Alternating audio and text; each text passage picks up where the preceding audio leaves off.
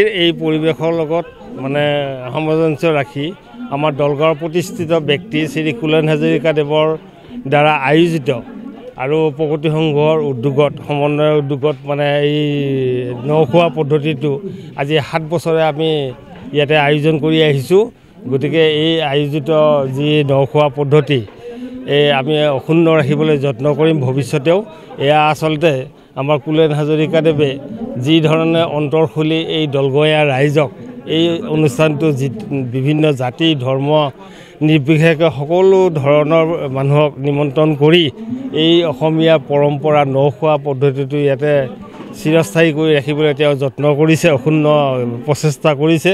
আৰু লগতে ইয়াতে বিভিন্ন মানে ঠাইৰ বিভিন্ন মানুহক নিমন্ত্ৰণ কৰি আমি দলগাঁৱৰ এই পৰম্পৰা দেখুৱাবলৈ সক্ষম হৈছোঁ।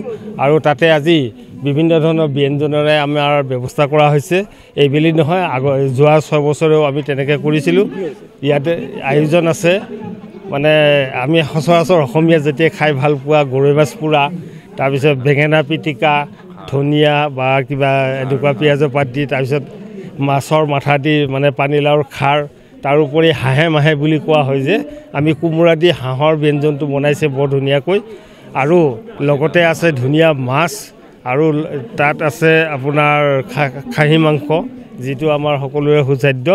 গতিকে আমি এই যিটো জাতি ধৰ্ম বৰ্ণ নিৰ্বিশেষে দলগাঁওখনত আমি শান্তি সম্প্ৰীতিৰ যিটো মিলন, সেই সমন্বয় সেইটো আমি বাহাল ৰাখিবলৈ আমি শ্ৰী কুলেন হাজৰিকাদেৱৰ প্ৰচেষ্টাতেই মানে অক্ষুণ্ণ ৰাখিবলৈ যত্ন কৰিছোঁ। ধন্যবাদ।